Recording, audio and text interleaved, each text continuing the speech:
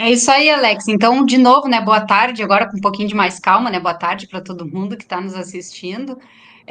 Então, só relembrando aí os nossos processos com relação à parada, nós fizemos uma rodada de setoriais aí no final de novembro para levantar os pontos, uma pauta de reivindicações que foi até bastante extensa, falando sobre jornada, falando sobre as questões de SMS, falando sobre as questões de infraestrutura. E aí a gente entregou essa pauta para a empresa. Tivemos a primeira reunião no dia 6, e de lá para cá, então, desde que a gente entregou essa pauta, algumas coisas estão sendo solucionadas, né, ou estão num processo de mudança, e como a questão da alimentação e a questão da água teve a troca do contrato, a troca da empresa que está assumindo, e num período que está aumentando o número de trabalhadores nas instalações da empresa, então, eles ainda estão num processo de adaptação, né? Então, por isso até que tem dado bastante, por isso que praticamente todos os locais que a gente foi tem reclamação de falta de água. Até teve mais, né, Nalva? Na verdade, assim, ô, Alex, deixa nós três aí, eu não gosto de ficar só eu na tela aí. É. Ah, aonde a gente passou, todos reclamaram de falta de água, mas nos dias anteriores, né? Nos dias que a gente passou ali, daí os relatos, na verdade, foram de dias passados. Lógico que a gente se preocupa, porque a tendência agora é aumentar o número de trabalhadores, e até eu estou falando aqui um pouquinho junto com o tema da Nalva, porque também esse tema foi tratado na reunião, né, que a gente teve agora no dia 13. E aí, então, eles ainda estão nesse processo de adaptação, por isso que é tão importante fazer os comunicados para a empresa, pelos canais internos, chegar na fiscalização, porque é uma fase de transição, né? É uma fase de transição, então tem que fazer as comunicações para a empresa poder se adequar, tá? Então é isso, a gente fez essa reunião no dia 6. Aí tratamos de vários assuntos que ainda estamos em andamento, depois eu vou dar o relato, mas o nosso principal ponto de impasse que aconteceu no dia 6, então, foi a questão da jornada de trabalho, né? Então, a jornada de trabalho, tanto para o pessoal do horário administrativo quanto para o pessoal do turno, nós não tivemos avanços naquela primeira reunião. Para o pessoal do administrativo, nós solicitamos que fosse, não pedimos nada demais assim também, né? Nada estratosférico. Pedimos o quê? Manutenção das jornadas anteriormente praticadas, porém, como esse ano a parada de manutenção vai durar muito tempo, porque vai ter o encadeamento ali de várias unidades, e o pessoal da manutenção vai estar dedicado, manutenção, inspeção, né? Todo esse pessoal aí que vai estar envolvido com a parada em horário administrativo, eles saem de uma parada e vão para outra, então eles vão ficar todo esse tempo envolvidos com a parada de manutenção. E aí o que a gente solicitou? Uma folga, um final de semana completo por mês.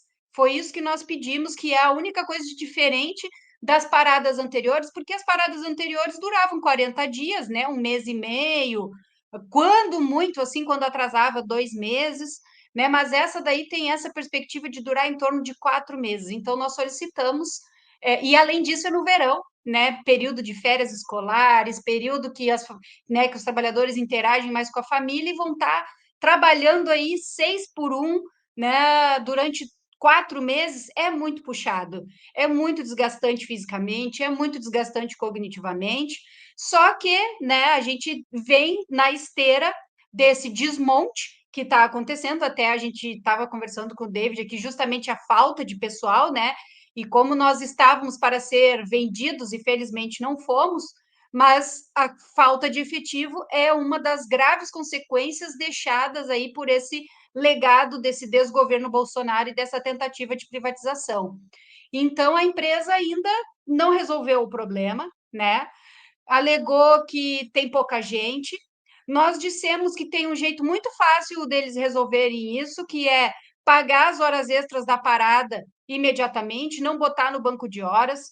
Existe brecha para ser feito isso, né? Existe, inclusive, em norma interna, a gente pode acordar localmente aqui, não tem problema nenhum em que pese o acordo coletivo, regre o banco de horas.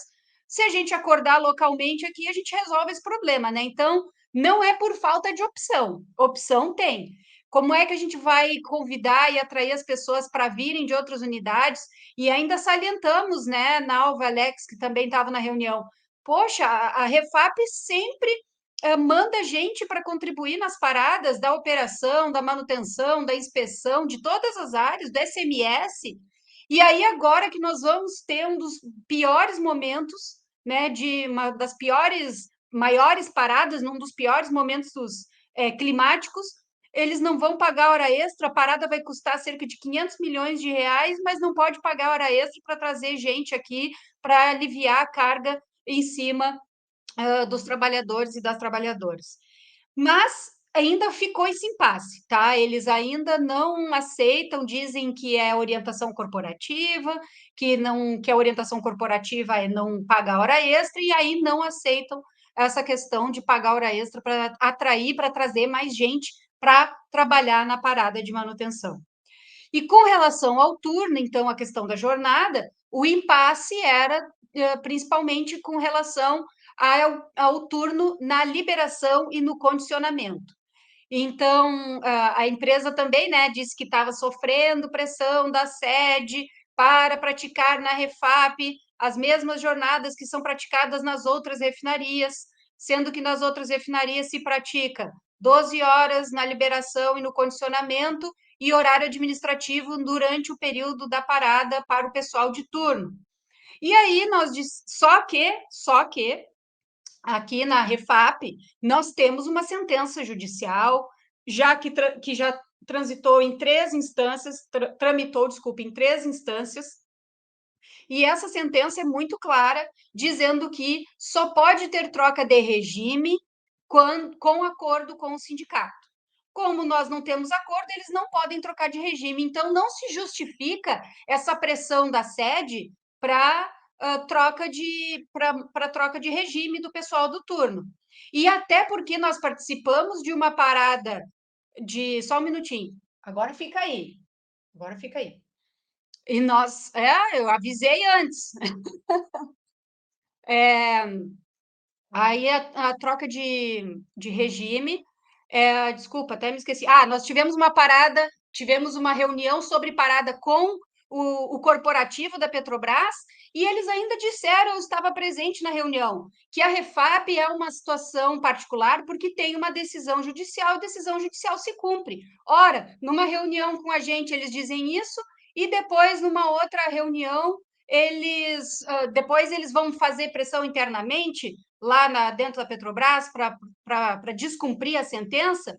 Então, nós ficamos muito tranquilos, né? Lógico que a gente teve que fazer toda uma nova rodada de setoriais com o pessoal do administrativo e do turno para colocar essa situação, mas aí a gente já colocou, né? Na primeira setorial, já nas 2 primeiras setoriais que a gente fez, é o seguinte: se a empresa não aceitar o que está na decisão judicial, e se a empresa ainda insistir com essa jornada de 12 horas na liberação e no condicionamento, sabendo que ela tem vários problemas que não tem como equacionar, como, por exemplo, a troca de turno, que para nós é algo essencial ter um período de passagem de turno para a gente poder fazer com tranquilidade lá na área, mostrar os alinhamentos, enfim.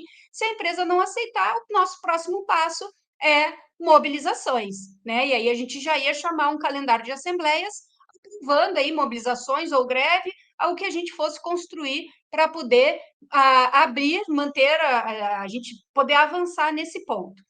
Mas aí, então, né, felizmente, a empresa aceitou, então, a nossa proposta de 3 turnos de 8 horas para a liberação e condicionamento, e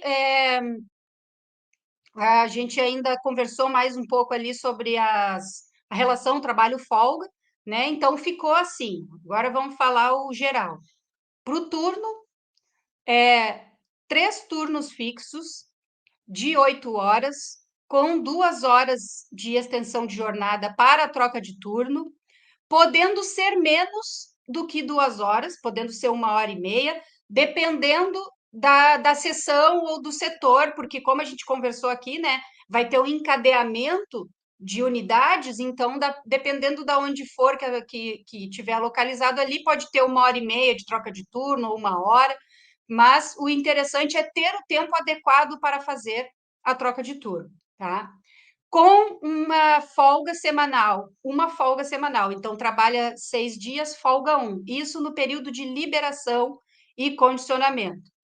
No período da parada, então, 3 turnos fixos também, de 8 horas, com até 2 horas de aumento de jornada. E aí pode ser que seja 1 hora, antecipar 1 hora, ou antecipa 1 hora e posterga 1 hora no final da jornada, ou posterga 2 horas no final da jornada, ou dependendo de alguma negociação individual, se for interessante, também pode até antecipar 2 horas, porque agora a gente está sem horário de verão, está amanhecendo bem cedo.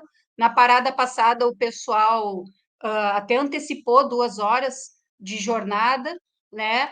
Então, ficou relativamente aberto essa questão aí das 2 horas. Pode ser extensão, pode ser uma combinação ou pode ser antecipação de jornada, tá? E o pessoal do administrativo ficou deles buscarem ainda ter pelo menos uma folga mensal completa. Eles disseram assim que não gostariam de ter isso engessado numa planilha, mas que, dependendo, eles buscariam atender até a questão uma questão de negociação individual mesmo. A gente sempre considera esse negócio da negociação individual complicado, mas aí a gente deixa o canal do sindicato aberto aqui. Se as pessoas forem negociar a folga e não conseguirem, venham denunciar para a gente, porque a empresa prometeu que ia resolver os casos, né? Então, se eles prometeram que iam resolver os casos, eles têm que achar uma solução para resolver os casos, mesmo que eles não deixem isso colocado numa previsão de longo prazo, assim, uma planilha de pessoal, certo? Então, falei bastante também, né, a questão de jornada, porque a questão de jornada é algo que nos preocupa muito, é algo que exige a nossa vida toda gira em torno da nossa jornada de trabalho, né? Então, a gente precisa de organização. E aí ficou dessa forma. A princípio, agora, para as próximas, se não nessa semana, de repente, nas primeiras semanas de janeiro, a gente quer que a empresa faça uma apresentação do esqueleto ali de como vai ficar essa organização de pessoal, porque tem algumas brechas, principalmente na questão do turno, que é como vai ficar o pessoal que vai ficar nas unidades operando, como é que vai ser essa organização, e também tem ali o pit stop do HDT1 que vai acontecer durante o grosso da parada ali para poder fazer a troca de uma válvula da linha de vapor de alta. Então, tem algumas questões ali que precisam de ajuste e a gente também quer ver como é que vai ser essas transições de horário, certo? E acho que eu esqueci de dizer também que eles vão garantir aquela troca de horário fixo, né? Para a pessoa não ficar o período todo trabalhando ah, na, no mesmo horário, por exemplo, na 0 hora, certo? Eu acho que é isso, Alex.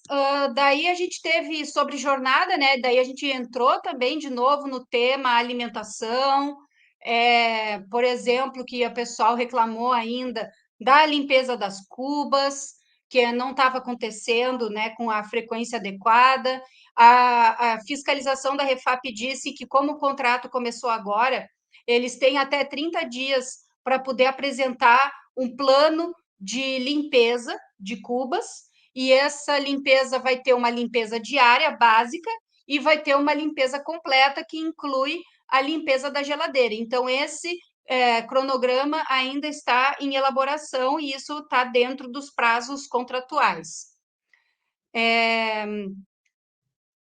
O restaurante de parada, né, ainda está tendo problemas lá com a questão de fila, estão deixando o pessoal dentro dos ônibus. A gente questionou se tem ar-condicionado nesses ônibus, porque daí as pessoas saem do canteiro e ficam todas dentro do ônibus, que também é uma insegurança do ponto de vista do Covid, né? Ficar todo mundo desnecessariamente ocupando aquele local ali, daqui a pouco sem máscara também, porque não está sendo feita uma exigência aí do uso de máscara.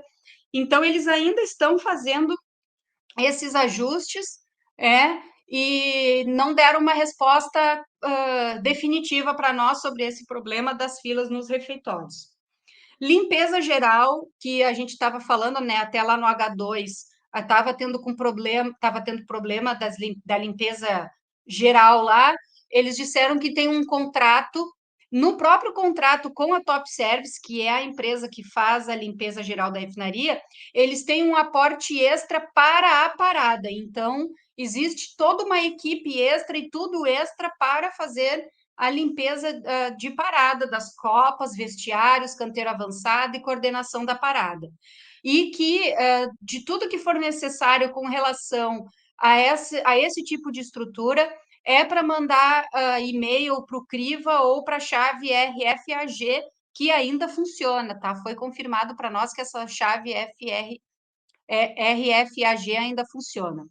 Transporte, na reunião passada, da primeira reunião, eles falaram que o contrato atual de táxi ia atender, que não ia ter compartilhamento de veículo, de táxi, que isso agilizava, né, as pessoas voltarem para casa.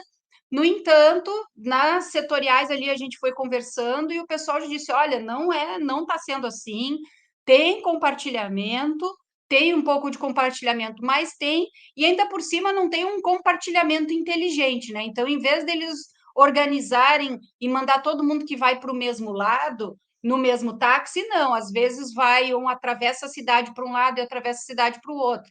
Então, a gente pediu que seja feita uma gestão aí desse compartilhamento de táxis. E também o pessoal das setoriais nos alertou que foi feito um pedido de transporte exclusivo para o pessoal de parada para a CCL da URI em 2 horários, e a empresa afirmou que vai ser disponibilizado, e os problemas com o transporte também devem ser relatados aí para a chave RFAB, que também funciona. Problema na portaria leste, nós falamos, né, dos problemas de acesso à refinaria, continuam esses problemas. Lá na portaria principal, o estacionamento já está cheio. Hoje a gente ainda recebeu ali imagens, né, de que só tinha mais 3 vagas, já enviei isso para a RH, cobrando que seja aberto o estacionamento interno da refinaria, porque o estacionamento externo não está comportando. E, além disso, a portaria leste entrou em funcionamento, mas ainda tem problemas com a alimentação elétrica. Então, esses dias lá, os geradores deram problema, aí ficou sem energia elétrica lá, tiveram que mandar todo mundo lá para a portaria principal, maior confusão. E também teve um problema de chuvarada, e não tinha nenhuma cobertura, e o pessoal ficou exposto à chuva. Então, inaceitável, né, que numa empresa do porte da Petrobras esse tipo de coisa esteja acontecendo, certo? E com relação ao Covid, também a gente tinha dado a sugestão, né, da empresa buscar com a Secretaria de Canoas, fazer uma mobilização, levar o pessoal com ônibus numa unidade básica de saúde mais próxima ou na própria central de vacinas. Mas aí a Secretaria de Canoas começou a perguntar, tá, mas qual é o volume de pessoas, né, que vocês querem vacinar?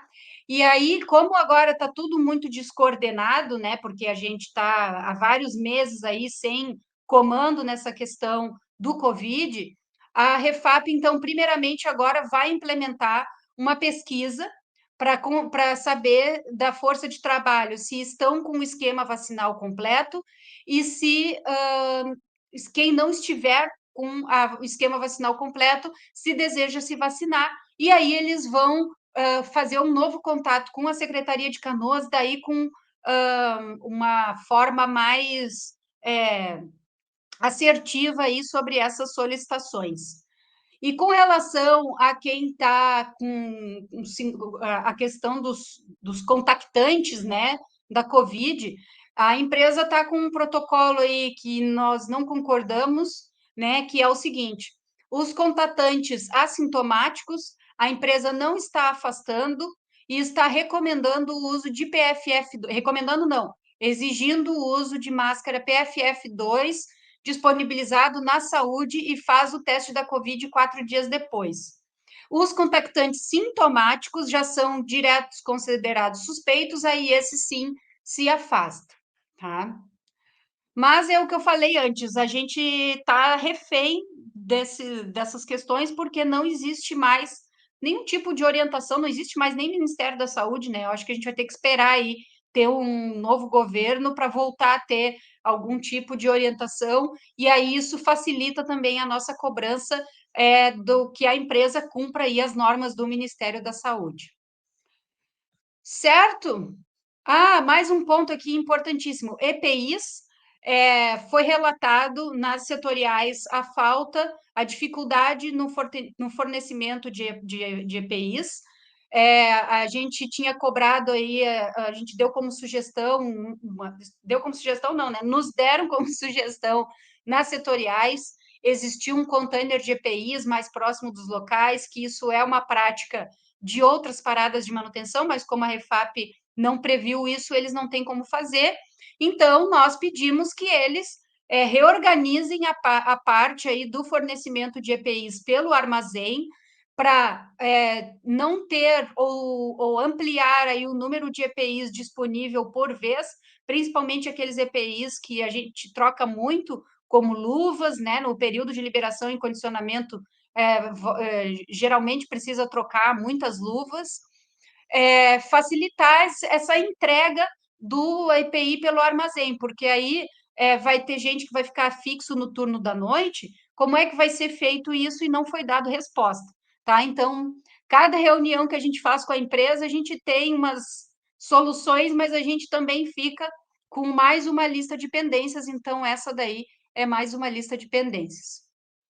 Foi cobrado mais cursos de NR33 e R35, porque estavam com poucas turmas, tem gente que vai vencer os cursos e vai ficar sem. E deixa eu ver. E era isso. Agora sim concluí.